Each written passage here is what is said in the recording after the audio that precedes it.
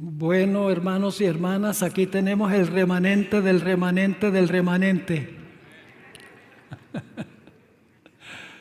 Qué bueno que hayan decidido quedarse. Yo sé que ha sido largo el día.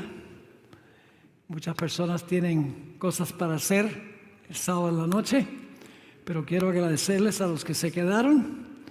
Vamos ahora a estudiar nuestro último tema de esta serie de temas que empezamos el miércoles. Vamos a orar y entramos de lleno al estudio. Padre Celestial, venimos ante ti para agradecerte en primer lugar por tu compañía este día. Gracias porque hemos sentido tu presencia.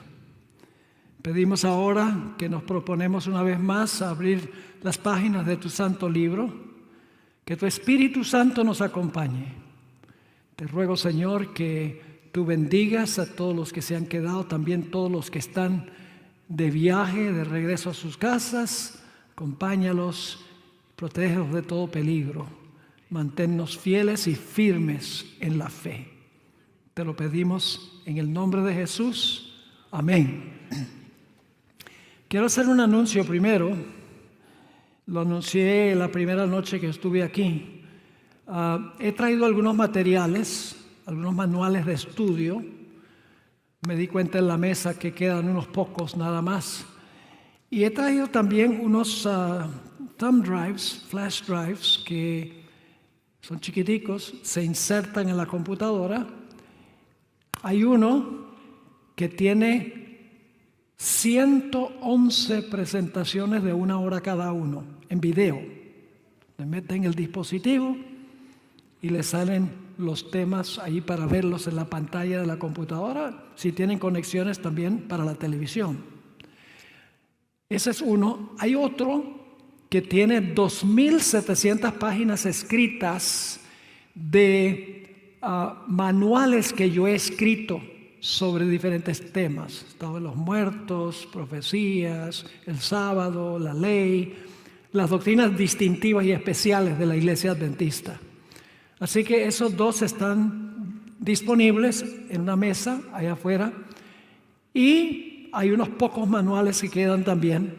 Es ventajoso que consigan ese material acá, porque cuando yo viajo, la directora de marketing me permite dar 20% de descuentos sobre los materiales escritos, no estos sí se venden por el precio regular, pero los manuales escritos tienen un 20% de descuento y no pagan shipping, lógicamente, porque yo los traje, y tampoco pagan tax. Así que en realidad sale el descuento más que 20%. Así que aprovechen la oportunidad de conseguir el material. Es material muy bueno sobre diferentes temas, y espero que puedan beneficiarse de ese material antes de que yo me vaya. Bien. Vamos a comenzar nuestro estudio esta noche. 2 cosmovisiones en conflicto. Al contemplar el mundo actual con ojos enrojecidos por el insomnio, todo parece estar fuera de control. Todo parece en el proceso de desintegrarse. Guerras, rumores de guerras, nación levantándose contra nación y reino contra reino, la desintegración del núcleo familiar, la confusión de géneros, los desamparados que duermen en las calles, una inflación galopante, los matrimonios gay, las pandemias, los tumultos, el racismo, las inundaciones, las sequías, las hambres, los tornados, los terremotos, los huracanes, los incendios, las riñas políticas, los magnicidios, los hurtos, los tiroteos en masa, los suicidios, la drogadicción. Podría continuar la lista. Estas cosas predominan en el mundo actual. Todo parece estar en caos. Pareciera que los demonios están en control de nuestro planeta. Pero la pregunta clave es, ¿lo están en realidad? ¿Cómo podemos explicar lo que está ocurriendo ahora en nuestro planeta Tierra? La respuesta la da la Biblia. Jesús ganó una victoria definitiva en la cruz del Calvario. Le arrebató a Satanás su posición como gobernante de este mundo y como representante de este mundo. Y por lo tanto Satanás está lleno de una ira vitriólica, la ira de un guerrero mal herido. Los habitantes del cielo hoy por hoy pueden regocijarse, porque el fastidioso que acusaba a los fieles de Dios día y noche ha sido lanzado fuera del cielo. Pero la tierra no puede regocijarse, porque Satanás ha descendido con gran ira, sabiendo que tiene poco tiempo. Anda cual león rugiente buscando a quien devorar. La hermana White escribió después que Cristo resucitó. Dice, los ángeles de Satanás salieron como leones rugientes a procurar la destrucción de los seguidores de Jesús. En Apocalipsis 12 encontramos las siguientes palabras. Entonces oí una gran voz en el cielo que decía, ahora ha venido la salvación, el poder y el reino de nuestro Dios y la autoridad de su Cristo, porque ha sido lanzado fuera el acusador de nuestros hermanos, el que los acusaba delante de nuestro Dios día y noche. Y luego fíjense la reacción del cielo. Por lo cual, alegraos cielos y los que moráis en ellos. El cielo puede regocijarse. ¿Y qué de la tierra? ¡Ay de los moradores de la tierra y del mar! Porque el diablo ha descendido a vosotros con gran ira, sabiendo que tiene poco tiempo. Alegraos cielos, porque ya no puede ir allá para acusar. Pero ay de los habitantes de la tierra y del mar, porque Satanás ha descendido con gran ira, sabiendo que tiene poco tiempo. Con el paso de los años, me he dado cuenta más y más la importancia de estudiar la historia, porque la historia del pasado se va a repetir en el futuro. Y la razón por la cual la historia se repite es porque Dios nunca cambia, Satanás nunca cambia, y los seres humanos no regenerados tampoco cambian. Y por eso la historia del pasado se repite. La Biblia nos dice eso. En Eclesiastés 1 y el versículo 9, y estoy leyendo de la versión Reina Valera de 1960, dice así: ¿qué es lo que fue? Lo mismo que será. ¿Qué es lo que ha sido hecho? Lo mismo que se hará. Y nada hay nuevo debajo del sol. En Eclesiastés 3:15, en la nueva versión viviente, dice así: los sucesos del presente ya ocurrieron en el pasado,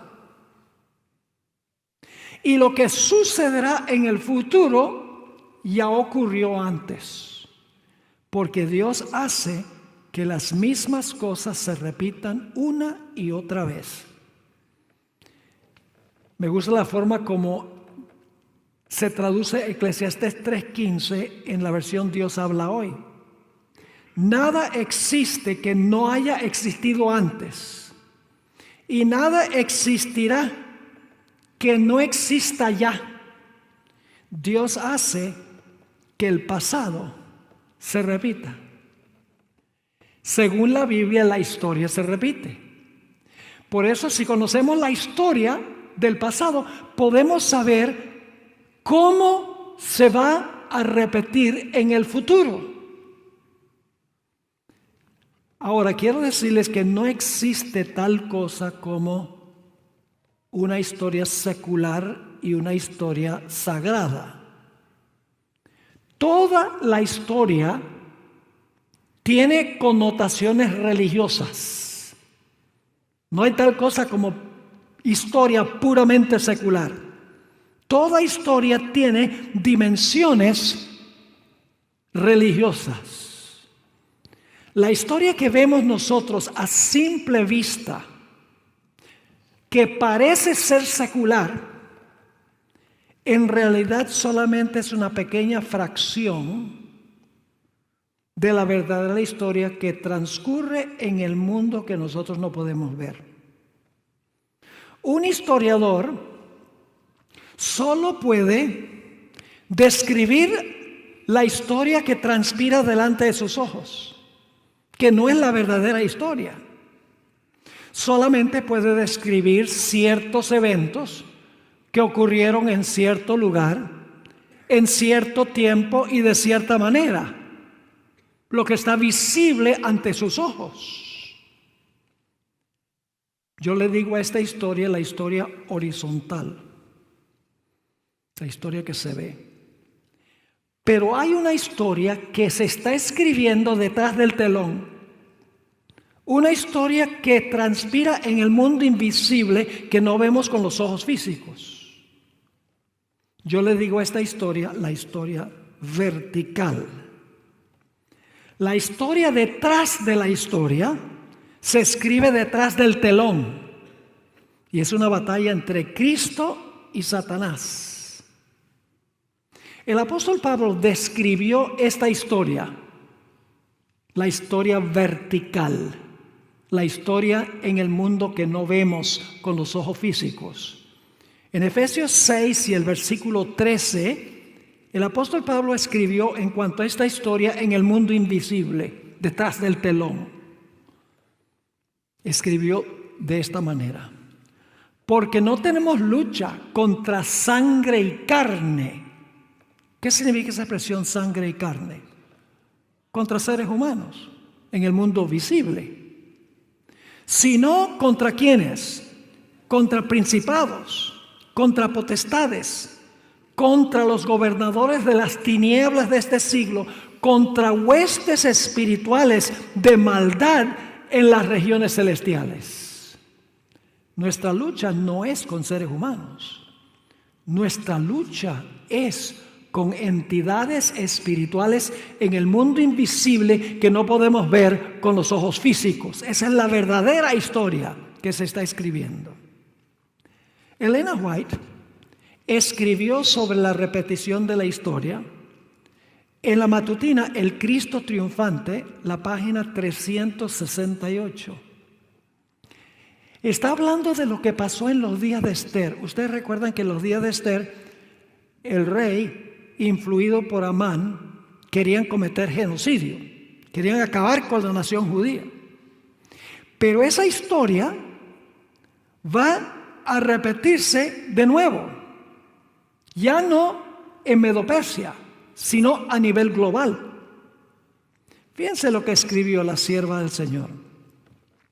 Satanás inspiró el plan. ¿Quién inspiró el plan de acabar con la nación judía? ¿Se podía ver a Satanás haciéndolo?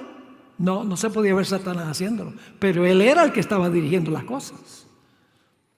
Satanás inspiró el plan a fin de librar la tierra de aquellos que preservaban el conocimiento del verdadero Dios.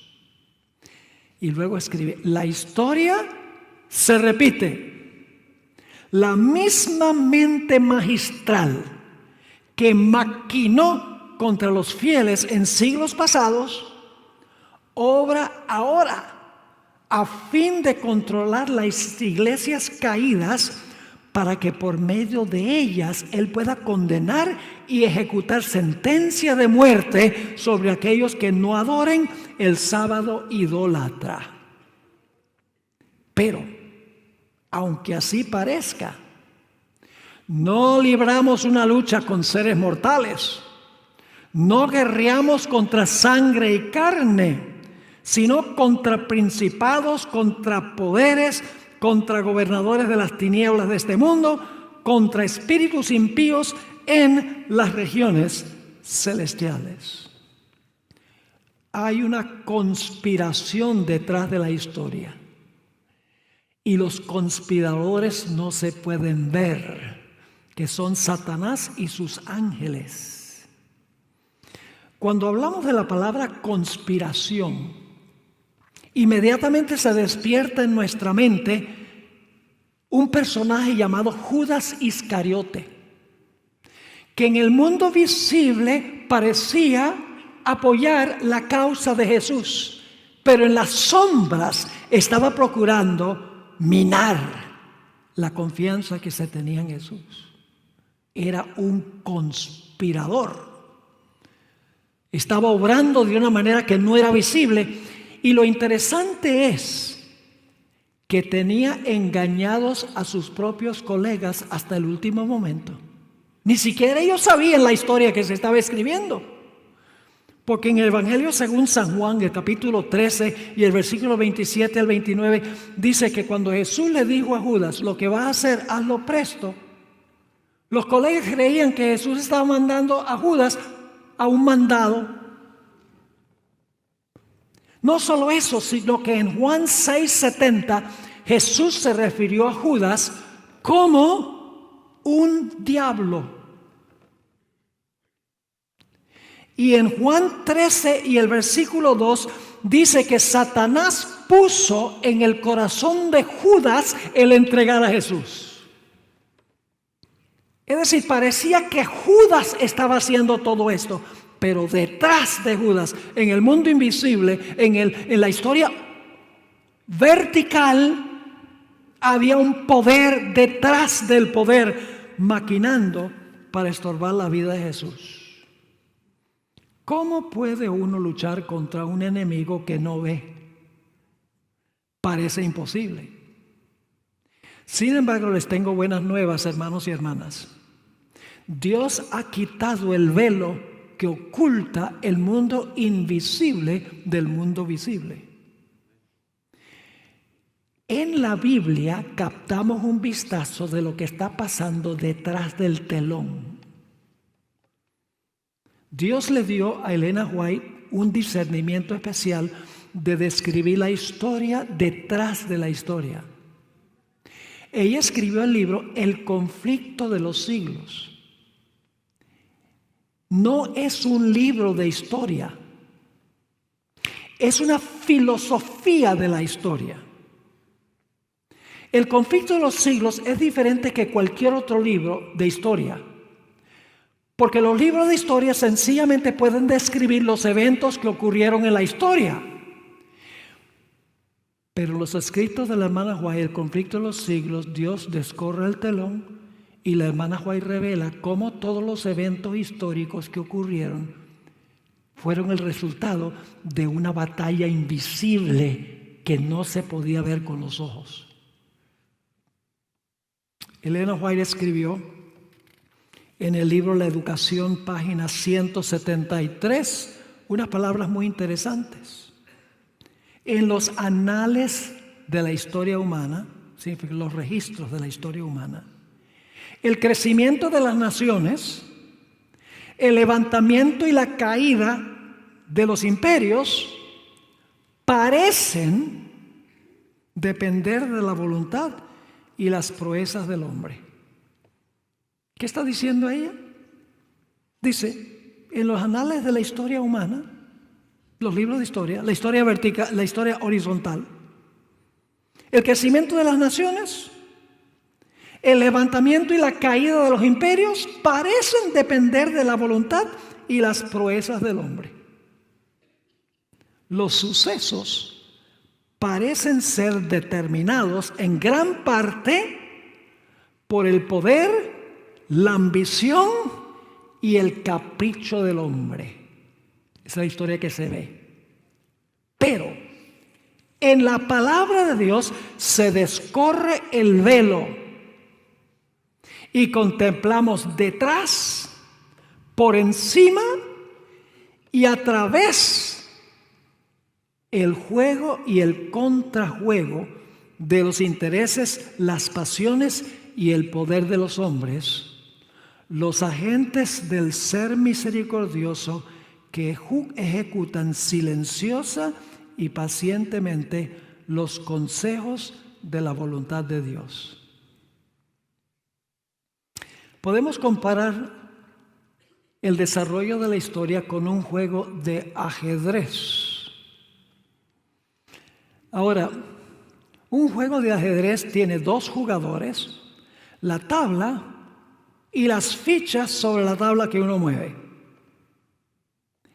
El propósito de los dos jugadores es estorbar y frustrar las jugadas del otro, con el propósito final de poner al otro en jaque mate, en un callejón sin salida. Ese es el propósito. Me gusta comparar la historia con un juego de ajedrez. Los dos jugadores son Cristo y Satanás. La tabla es la historia y los movimientos de las fichas son los movimientos de la historia.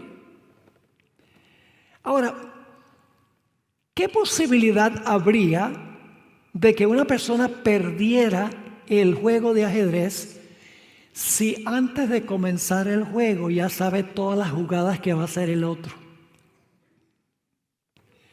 ¿Cuál sería la posibilidad de que perdiera? Si ya conocía todas las jugadas que iba a hacer el otro jugador, no podría perder. Dios ya conoce todas las jugadas que va a hacer Satanás en la historia. Conoce cómo termina el juego antes que comience. Dios sabe cómo va a jugar Satanás en la historia, pero Satanás tiene que adivinar cómo va a jugar Dios. Y cuando se adivina, se cometen errores. Permítanme darles un ejemplo. En Génesis, el capítulo 15, tenemos una profecía de 400 años que le dio Dios a Abraham. En esa profecía, Dios le dijo a Abraham que sus descendientes iban a ir a una tierra extraña, no de ellos. Pero Dios no identificó cuál era la tierra por nombre. Sencillamente dijo, tu pueblo va a ser llevado, va a ir a una tierra que no es de ellos. Y después de y los van a cautivar allí. Y después de los 400 años, ellos van a salir y van a regresar acá, a Canaán. Así que Satanás dice, yo no voy a permitir que esa gente se mueva de Canaán a Egipto. No a Egipto, sino a la nación que no se mencionó. Ahora, ¿cómo se podía cumplir la profecía de los 400 años? Satanás, sin darse cuenta, cooperó para que el plan de Dios se cumpliera. Y ustedes dicen, ¿cómo fue? Por la historia de José. Satanás influyó sobre los hermanos de José para que lo vendieran a Egipto. Y Satanás dijo, qué bueno, me deshice de este muchacho. Pues los hermanos eran malos. José era noble. Satanás dice, misión cumplida, me deshice de él. Pero Satanás no sabía que transportando a José a Egipto se iba a cumplir la profecía de los 400 años. Y 400 años después, ya Satanás había caído en cuenta de que Jacob y su familia iban a ir a Egipto. Dice, ya se está cumpliendo esa profecía. Ahora voy a impedir que regresen a Canaán. Y ahí tiene uno el odio de Faraón, que no quería dejarlos salir, porque no quería que regresaran a Canaán, a donde iban a ser el Mesías. Satanás, al exportar a José a Egipto, estaba cumpliendo la primera parte de la profecía de los 400 años, porque él fue a una tierra que no era de él, y la familia de él terminó en Egipto para luego regresar a Canaán. ¿Entendieron eso? Ahora vamos a Isaías 46, 9 al 11. Isaías 46, 9 al 11. ¿Qué distingue al verdadero Dios de todos los falsos dioses? Aquí lo dice en Isaías 46, 9 al 11. Acordaos de las cosas pasadas desde los tiempos antiguos, porque yo soy Dios y no hay otro Dios y nada hay semejante a mí. ¿Por qué es que no hay otro Dios y no hay nadie semejante a Dios? Ahora viene la razón. Que anuncio lo por venir desde el principio. Y desde la antigüedad lo que aún no era hecho. Que digo, mi consejo permanecerá y haré todo lo que quiero. Que llamo desde el oriente al ave y de la tierra lejana al balón de mi consejo. Yo hablé y lo haré venir. Lo he pensado y también lo haré. Lo que distingue al verdadero Dios de todos los falsos dioses es que el verdadero Dios, según esto, anuncia lo por venir desde el principio. Y desde la antigüedad lo que aún no había ocurrido. Y por eso el plan de Dios se va a cumplir. Porque Dios sabe muy bien cómo va a transpirar la historia. Él sabe cómo contrarrestar las jugadas de Satanás, porque Él ya sabe cómo va a jugar Satanás. ¿Recuerdan la historia de Esther? ¿Por qué terminó Esther, una judía, en el palacio? ¿Ustedes creen que Dios sabía lo que iba a hacer Amán y lo que iba a hacer el rey? ¿Dios sabía? Dios dice, yo pregunto, ¿qué hizo Dios? ¿Colocó a Esther dónde? En el palacio. Dios dice, me conviene tener a Esther en el palacio, porque yo sé lo que va a hacer Asuero y lo que va a hacer Amán. Tengo que poner a Esther en el palacio. Y cuando llega el momento de emergencia, Esther es la que comparece ante el rey para librar al pueblo. Y dice en Esther 4 y el versículo 13 y 14 que Mardoqueo le manda un mensaje a Esther y le dice, mira, tú tienes que comparecer ante el rey para abogar por el pueblo. Y le dice, mira, si no lo haces, tú y tu familia van a perecer. Y Dios va a librar al pueblo de otra manera. Y luego dice algo. Y quién sabe si para este tiempo viniste al reino. Yo eliminaría el quién sabe. Lo que no sabía. Pero lo que sucede es que Dios había colocado a Esther de antemano allí porque él sabía lo que Satanás iba a hacer. Y así funciona la historia, juego y contrajuego. Ahora les voy a dar varios ejemplos de esto. El primer ejemplo lo encontramos en 2 de Crónicas 18. Si van allí un momento, en un momento vamos a leer algunos versículos, pero les voy a contar la historia. Resulta que en cierta ocasión el rey Acab, que era un rey malo, el rey de las 10 tribus del norte, que se conocían como Israel, y Josafat, que era un rey bueno, el rey de las 2 tribus del sur, que se conocían como Judá, se reunieron allá en Samaria.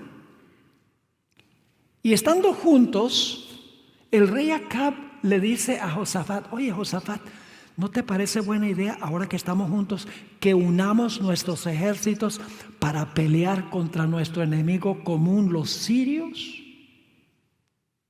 Y Josafat, siendo un rey bueno, le dice, bueno, parece buena la idea, pero ¿no tienes un profeta por ahí que nos diga si es la voluntad de Dios que vayamos juntos a la guerra contra los sirios? Acab dijo, profetas me sobran, tengo 400. 400 profetas. Llamó a los profetas y les preguntó, ¿debemos ir a la guerra? Los profetas dicen, claro que sí. ve a la guerra, van a ganar una victoria rotunda sobre los sirios. Es la voluntad de Dios que vayas. Pero Josafat como que no estaba convencido. Y le dice, ¿no tienes por casualidad por ahí a un profeta de Jehová? Con eso le dijo todo. Con los falsos profetas le decían al rey lo que quería oír. Y Acab le dijo, tengo uno, pero está en el calabozo. Y Josafat dice, tráiganlo, porque ahí es que viven los verdaderos profetas. Así que manda a traer a Micaías. Ahora vamos a interrumpir la historia por un momento. Y vamos a ir al final de la historia, ¿ok? Y luego vamos a volver a lo que dice Micaías a Acab cuando comparece del calabozo. Según de Crónicas 18, 33 y 34 nos dice que Acab fue a la guerra y lo mataron. Vamos a leer esos versículos. Mas disparando uno el arco a la aventura, hirió al rey de Israel entre las junturas y el coselete. Él entonces dijo al cochero, vuelve las riendas y sácame del campo, porque estoy mal herido. Y arreció la batalla aquel día, por lo que estuvo el rey de Israel, Acab, en pie en el carro enfrente de los sirios hasta la tarde. ¿Y qué pasó? Y murió. Hizo lo que dijeron los falsos profetas, fue a la batalla y lo mataron. Pero ahora escuchen bien. Ya la decisión de que muriera Acab en la batalla se había decidido en el cielo de antemano. Ahora volvamos al momento cuando Micaías vuelve a Acab para darle el consejo de si debe ir a la guerra o no. Vamos a leer 2 Crónicas, el capítulo 18 y los versículos 18 en adelante.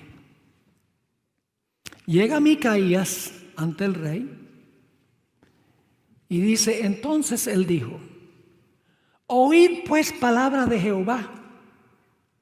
Yo he visto a Jehová sentado en su trono. Es decir, Micaías ha visto esta visión. Yo he visto a Jehová sentado en su trono y todo el ejército de los cielos. ¿Quiénes son el ejército de los cielos? Los ángeles.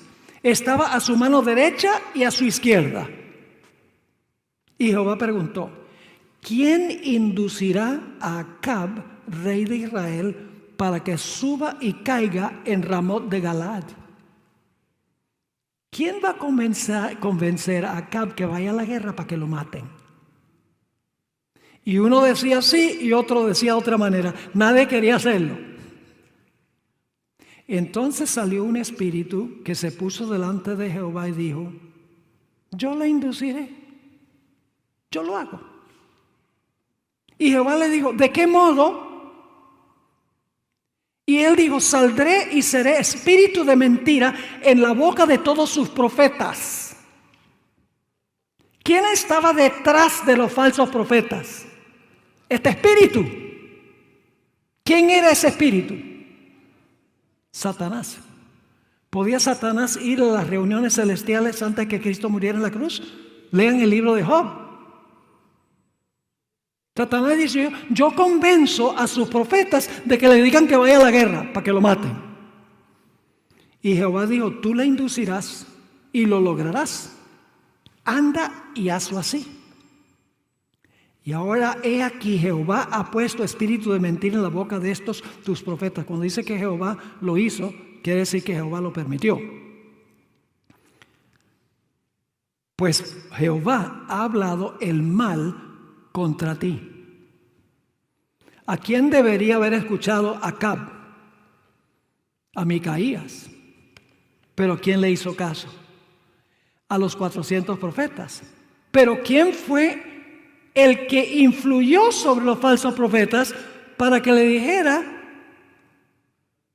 a Acab para que fuera a la guerra? Acab no sabía que se había realizado una reunión en el cielo y que su destino había sido decidido antes que fuera la batalla para que lo mataran. Ningún historiador podría haber escrito esto porque estaba ocurriendo detrás del telón. La decisión estaba siendo tomada en la historia vertical, que no se veía a simple vista. Podemos comparar el juego y el contrajuego de la historia con un témpano de hielo que flota pacíficamente en la superficie del Atlántico Norte. Como la historia del Titanic nos muestra, el témpano de hielo parece inofensivo. La parte peligrosa del témpano no está encima del agua. La parte peligrosa está debajo del agua. Así es la historia. La parte peligrosa de la historia no es lo que está a simple vista que nosotros podemos ver, sino lo que está oculto a los ojos de los seres humanos, y solo la Biblia puede correr el telón para que podamos ver la historia detrás de la historia. Eso es lo lindo del libro Conflicto de los Siglos. La hermana White en el Conflicto de los Siglos constantemente dice: y Satanás influyó para esto, y Satanás influyó para lo otro. El gran conflicto entre Cristo y Satanás. El Conflicto de los Siglos es un libro único en su género, porque revela la historia detrás de la historia que ocurre detrás del telón, la historia que no se ve. Ahora tomemos otros ejemplos bíblicos. ¿Quién quería matar a Jesús cuando nació? Bueno, vamos a leer Mateo 2:16. Mateo 2:16. Herodes, entonces, cuando se vio burlado por los magos, se enojó mucho y mandó matar a todos los niños menores de 2 años que había en Belén y en todos sus alrededores, conforme al tiempo que había inquirido de los magos. ¿Quién quería matar al Mesías? Herodes. Yo pregunto, ¿cualquier historiador podría haber escrito esto? Sí. Y usted dice, ¿cómo un historiador podría haber escrito esto? Yo pregunto, ¿el relato dice dónde ocurrió? ¿Podía la gente ver dónde ocurrió? Sí. ¿Dice cuándo ocurrió?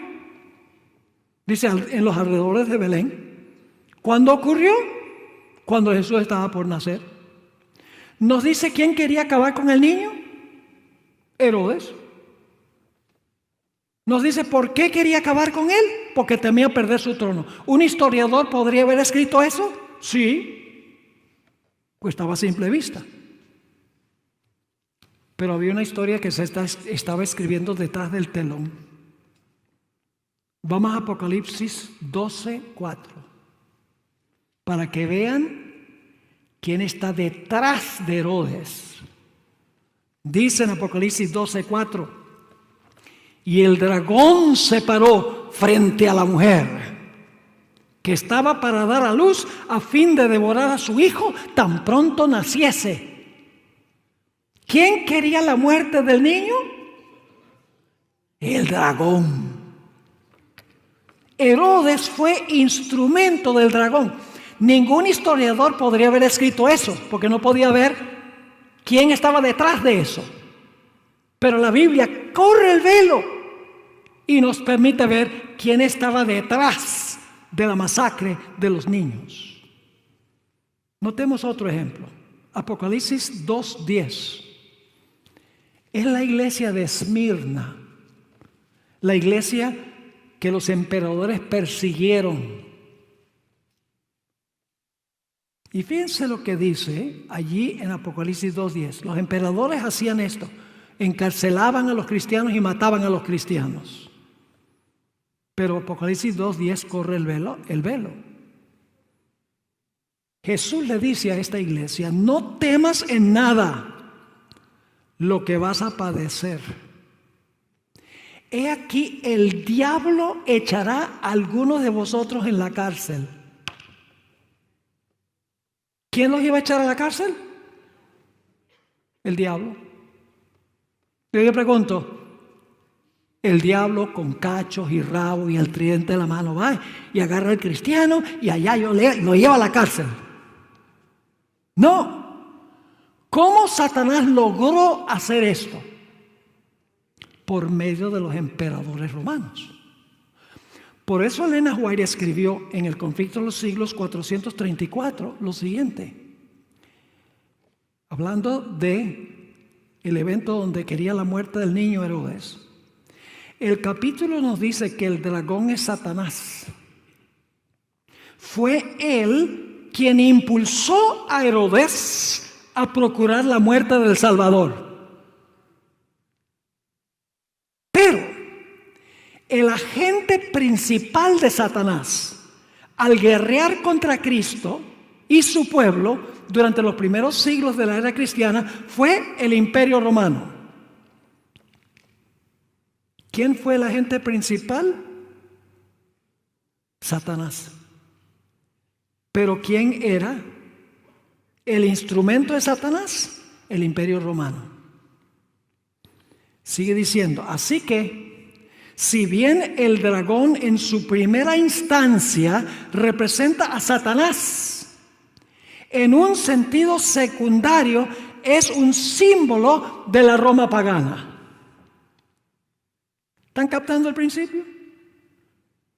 Hay una historia detrás de la historia. Y el único lugar donde pueden ver la historia detrás de la historia es en la Biblia y en el espíritu de profecía. Por ejemplo, si ustedes leen Mateo capítulo 24 y el versículo 9, donde dice: seréis aborrecidos todas las naciones, matarán a algunos de vosotros, seréis entregados. Ahí no dice que fue Satanás. Es Satanás el que hace eso. Pero a la luz de lo que dice el espíritu de profecía, se descorre el velo y se ve que detrás de esto está Satanás, el dragón. Vamos a Daniel 7:25. Estamos notando varios ejemplos aquí. Daniel 7:25. Está hablando del cuerno pequeño. ¿Qué representa el cuerno pequeño? El poder papal. Ahora fíjense. Y hablará palabras contra el Altísimo, y a los santos del Altísimo quebrantará, y pensará en cambiar los tiempos y la ley. ¿Qué iba a hacer? Iba a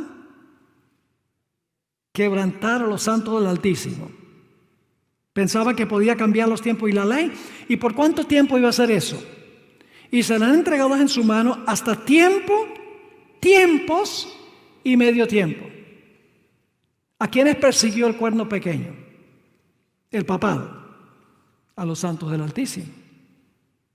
¿Y por cuánto tiempo los persiguió? Tiempos, la mitad de un tiempo. Ahora, Apocalipsis 13 usa otro símbolo para el mismo poder. El símbolo de la bestia que se levanta del mar. Es lo mismo que el cuerno pequeño. Noten Apocalipsis, el capítulo 13 y el versículo 7. Y se le permitió a la bestia, que es lo mismo que el cuerno pequeño, diferente símbolo, se le permitió hacer guerra contra los santos y vencerlos. ¿Quién fue el que le hizo guerra a los santos y los venció? La bestia y el cuerno pequeño. Y en Apocalipsis 13 dice que lo hizo por 42 meses, que es lo mismo que tiempo es la mitad de un tiempo. Pero ahora fíjense qué interesante esto. ¿Quién estaba detrás del cuerno pequeño y detrás de la bestia? Este poder, representado por el cuerno pequeño y la bestia, es un poder satánico, dirigido por una fuerza detrás del telón. ¿Y ustedes cómo sabemos eso? Pues vamos a Apocalipsis 12 y el versículo 13 y 14. Apocalipsis 12 y el versículo 13 y 14. Aquí va a hablar de la persecución contra la mujer, que es la misma persecución contra los santos del Altísimo, pero hay una variación. Dice: y cuando vio el dragón que había sido arrojado a la tierra, persiguió a la mujer que había dado a luz al hijo varón. ¿Quién persiguió? El dragón. Versículo 14. Y se le dieron a la mujer las dos alas de la gran águila para que volase de delante de la serpiente. La serpiente es lo mismo que el dragón, la serpiente antigua, el diablo y Satanás. Para que volase de delante de la serpiente al desierto, a su lugar donde es sustentada. ¿Por qué? Tiempos y la mitad de un tiempo. Entonces, ¿quién fue? El poder que persiguió a los santos del Altísimo, a la mujer. ¿Fue el cuerno pequeño, la bestia o el dragón? Sí. La bestia y el cuerno pequeño, detrás de ellos estaba ¿quién en la persecución? El dragón. Lo dice Apocalipsis 12. La serpiente, el dragón, estaba detrás de la persecución. Ahora queremos ir al final de la historia. Todo esto es histórico. Lo que quiero que ustedes vean aquí es que hay una historia que se escribe detrás de la historia. Hay una lucha en el mundo invisible por cada persona, cada alma, que no podemos ver. Fíjense lo que dice Apocalipsis 12 y el versículo 17. Cuando terminan los 1260 años, cuando termina tiempo es la mitad de un tiempo, ¿qué pasa con la bestia? ¿Recibe qué? Una herida mortal en 1798. ¿Pero qué va a pasar con la herida? La herida se va a sanar. Y este poder va a perseguir de nuevo. La bestia va a perseguir de nuevo. Pero ¿quién en realidad es el que va a perseguir a los fieles de Dios? Apocalipsis 12, 17. Entonces, el dragón se llenó de ira contra la mujer y se fue a hacer guerra contra el resto de la descendencia de ella. Ahora, no me gusta esa traducción. Me gusta la traducción tradicional. Se fue a hacer guerra contra el remanente de la simiente de ella. Yo creo que eso se ha entendido mal. Yo pregunto, ¿quién es la simiente de la mujer? Cristo. La simiente de la mujer es uno. Es la misma mujer que trajo a luz al hijo varón. En el mismo capítulo. El apóstol Pablo dijo en Gálatas el capítulo 3 y el versículo 16, a Abraham fueron hechas las promesas y a su simiente. No dice a simientes como de muchos, sino de uno, a tu simiente, la cual es Cristo. La simiente de la mujer aquí es Cristo. La guerra es contra el remanente de la simiente, es decir, es el remanente de Cristo. ¿Me están siguiendo o no me están siguiendo? Si la simiente es Cristo, el remanente de la simiente tiene que ser el remanente de Cristo, los que se han unido a Jesús. Si vosotros sois de Cristo, simiente de Abraham sois y herederos según la promesa. Así que dice, el dragón se llenó de ira contra la mujer, se fue a hacer guerra contra el remanente de la simiente de ella, los cuales guardan los mandamientos de Dios y tienen el testimonio de Jesucristo. Pero fíjense algo interesante, no es el dragón directamente el que va a guerrear contra los que guardan los mandamientos de Dios. El dragón recluta a dos bestias para hacerlo. La bestia del mar, cuya herida se sana, y una bestia que se levanta de la tierra para ayudar a la primera bestia a recuperar su poder. Es decir, el dragón hace guerra contra el remanente de la simiente de ella por medio de la bestia del mar, cuya herida se cura, y por medio de la bestia de la tierra. Y ustedes dicen, ¿cómo sabemos eso? Vamos a Apocalipsis 13, 3 y 4. ¿Sí me están siguiendo? Apocalipsis 13, 3 y 4. Habla de la herida mortal y la curación de la herida. Y vi una de sus cabezas como herida de muerte. Pero su herida mortal fue sanada y se maravilló toda la tierra en pos de la bestia. ¿Y adoraron a quién? Al dragón. Pero no termina allí. Adoraron al dragón que había dado autoridad ¿a quién? A la bestia. Adoraron al dragón que le dio autoridad a la bestia, y luego sigue diciendo aquí, ¿y adoraron a quién? A la bestia. ¿Qué quiere decir esto? Quiere decir que al adorar a la bestia están adorando al dragón que le dio autoridad a la bestia. Diciendo, ¿quién como la bestia y quién podrá guerrear contra ella? Así que adoran a la bestia y por ende adoran al dragón que le dio autoridad a la bestia. Al adorar a la bestia están adorando ¿a quién? Al dragón, sin darse cuenta. La segunda bestia también, la bestia que se levanta de la tierra, también es emisaria del dragón. Noten Apocalipsis 13 y el versículo 11. Apocalipsis 13, 11. Después vi otra bestia que subía de la tierra. ¿Qué representa esa bestia? ¿Qué simboliza la bestia de la tierra? Los Estados Unidos de América. Y tenía 2 cuernos semejantes a los de un cordero. Ahora escuchen bien. Pero hablaba como dragón.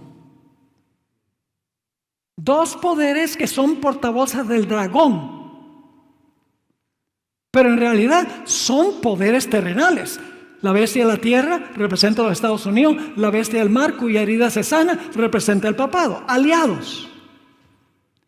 El dragón va a hacer guerra contra el remanente de la simiente de ella a través de estas 2 bestias que son emisarias del dragón. ¿Me están siguiendo? Yo pregunto, ¿hay una historia detrás de la historia? Hay una historia que está transcurriendo que no podemos ver. Hermanos y hermanas, tenemos que leer lo que vemos a la luz de lo que no vemos. Por eso Dios ha dado las profecías. Por eso nos ha dado el espíritu de profecía. Para que podamos ver detrás del telón cuáles son los poderes que están moviendo todo desde atrás. La historia no es una historia meramente secular. La historia es secular y religiosa. Todo evento, Satanás tiene un fin religioso en lo que él hace. Ahora vayan conmigo a Apocalipsis 16, 13 y 14. Apocalipsis 16, 13 y 14. Esto menciona los 3 poderes que Satanás va a usar al final de la historia. Dice allí, y vi salir de la boca del dragón y de la boca de la bestia y de la boca del falso profeta. ¿Quién es la bestia que se menciona aquí? Es la misma bestia del mar, papado. ¿Qué representa el falso profeta? Es la bestia que se levanta de la tierra. Y menciona el dragón, que es el que está detrás del telón, que representa en términos secundarios los poderes ¿qué? Civiles. Ahora quiero que vayamos a Apocalipsis 19, 19 y 20, donde se repiten los 3 poderes, pero hay un poder que cambia. ¿Recuerdan la cita que leí donde la hermana White dice que en un sentido primario el dragón representa a Satanás, pero en un sentido secundario representa el Imperio Romano? ¿Recuerdan eso? Es decir, los poderes civiles también se les llama el dragón, porque son instrumentos del dragón. Ahora fíjense lo que dice Apocalipsis 19, 19 y 20. Y vi a la bestia, ese lo vimos en Apocalipsis 16, y a los reyes de la tierra. Eso no está en el versículo 13 y 14. Los reyes de la tierra y sus ejércitos reunidos para guerrear contra el que montaba el caballo y contra su ejército. Y la bestia fue apresada, y con ella ¿quién? El falso profeta. Yo pregunto, ¿el 19, 19 y 20 menciona a la bestia, sí o no? Sí. ¿Menciona el falso profeta? Sí. Que ya lo vimos en el capítulo 16. Pero ¿cuál es la diferencia? La diferencia es que en Apocalipsis 16 se menciona el dragón, pero en el capítulo 19 se refiere a los reyes, los poderes civiles. No sé si me están entendiendo. Los poderes civiles son el dragón en un sentido derivado. Los poderes civiles son usados por Satanás para cumplir sus propósitos.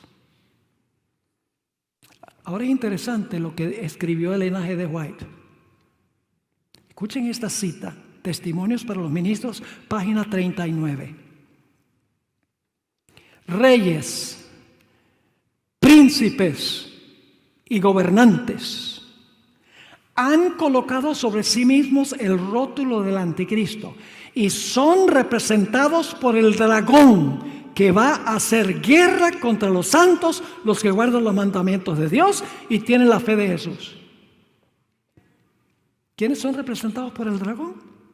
Reyes, príncipes y gobernantes. Son representados por el dragón, que son poderes ¿qué?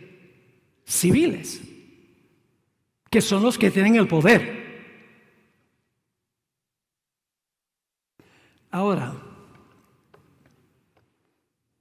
vamos a hablar un poco de la segunda venida de Jesús. Yo pregunto, hasta la segunda venida, ¿los poderes civiles entienden cómo Satanás los ha manipulado y los ha usado? ¿Los gobernantes del mundo saben que Satanás los ha usado? ¿Que ha influido sobre ellos?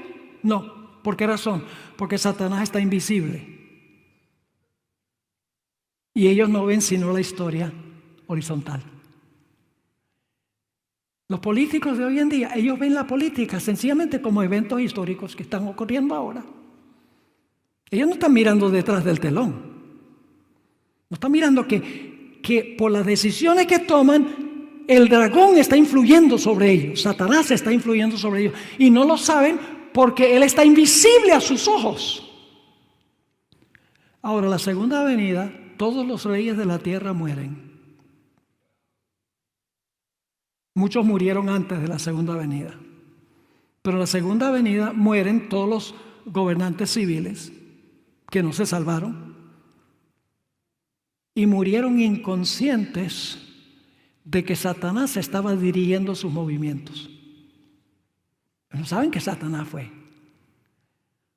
Eso es importante. Pasan 1000 años, los gobernantes están todos muertos durante los 1000 años. Después de los 1000 años, ¿qué va a pasar con todos los impíos, con todos los gobernantes de todas las épocas? Van a resucitar. Y ahora, por primera vez en la historia, van a ver a Satanás con sus ojos físicos. Por primera vez. Pero Satanás no se presenta como Satanás. Conforme a su costumbre, se presenta como el campeón de ellos que necesitan guerrear contra un usurpador que está en la ciudad. Permítame leerles la cita del Espíritu Profecía. Los impíos son sus cautivos, cautivos de Satanás. Al rechazar a Cristo, aceptaron la autoridad del jefe de los rebeldes. Están listos para aceptar sus sugestiones y ejecutar sus órdenes. Si los impíos, los poderes civiles, después del milenio, están perfectamente contentos de hacer lo que dice Satanás, que ahora lo ven, pero no se da por Satanás. Sigue la cita.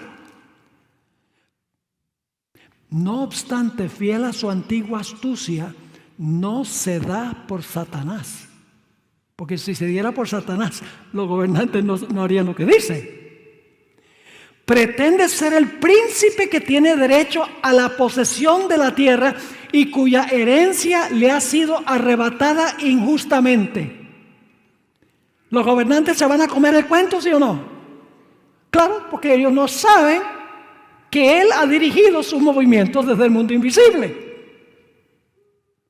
Sigue diciendo, se presenta ante sus súbditos engañados como redentor, asegurándoles que su poder los ha sacado de sus tumbas y que está a punto de librarlos de la más cruel tiranía.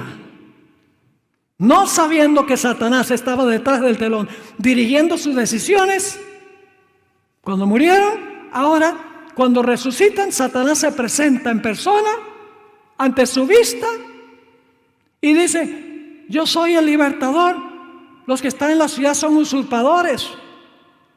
Y los gobernantes se van a comer el cuento. Hasta cierto momento. Cuando todos están listos para atacar la santa ciudad, Dios en visión panorámica por encima de la ciudad. Ustedes pueden leer esto en el último capítulo del conflicto de los siglos, el fin del conflicto. Por encima de la ciudad, en visión panorámica, Dios muestra toda la historia de la raza humana. ¿Qué clase de tecnología tiene que tener Dios para mostrar toda la historia sin faltar un detallito? Los seres humanos se jactan. Tenemos estas grandes memorias en las computadoras. ¿Tiene suficiente memoria para mostrar toda la historia del mundo de comienzo a fin sin faltar un detalle? Por primera vez los gobernantes ven el papel que ellos jugaron siguiendo las sugestiones de Satanás. Y cuando terminan de ver el panorama, ya saben quién es Satanás. Y nunca atacan la ciudad. Lean el último capítulo del conflicto de los siglos, Ezequiel 28, los primeros 10 versículos de Ezequiel 28. En ese momento van a voltearse y van a mirar a Satanás y van a decir, nosotros no sabíamos, pero tú eres el malo. Pero ya es demasiado tarde. Y en ese momento, cuando todos han confesado que Dios es justo y verdadero, que Satanás es el canalla, desciende fuego del cielo para consumirlos.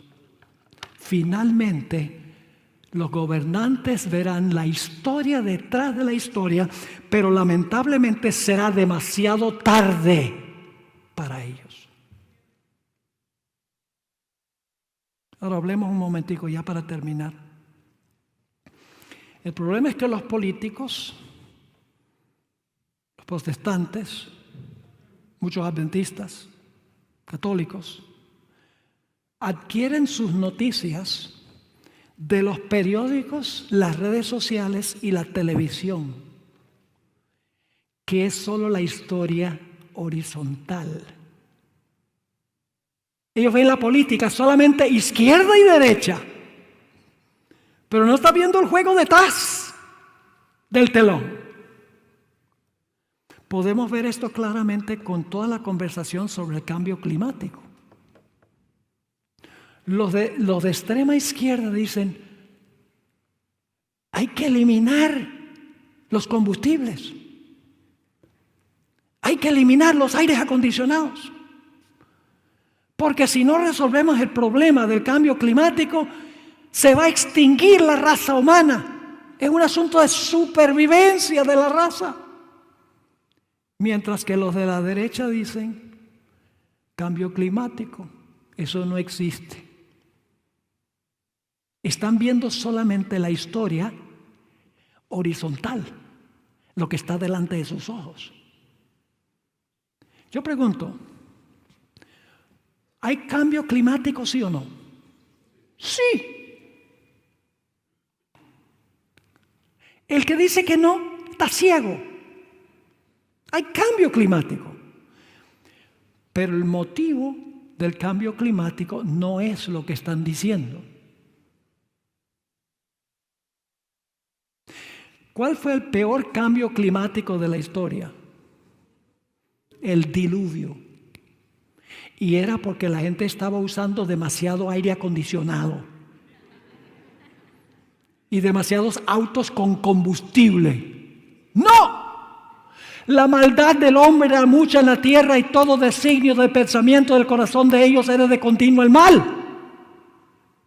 Esa fue la causa de la destrucción. ¿Cuál fue el segundo cambio climático más terrible de la historia? Los 3 años y medio de sequía en los días de Elías. ¿Y por qué fue eso? Demasiado estiércol. Pues también están diciendo que hay que eliminar el estiércol y hay que acabar con las vacas. Porque exhalan mucho gas, metano. Claro, siempre van a tener su vistecito.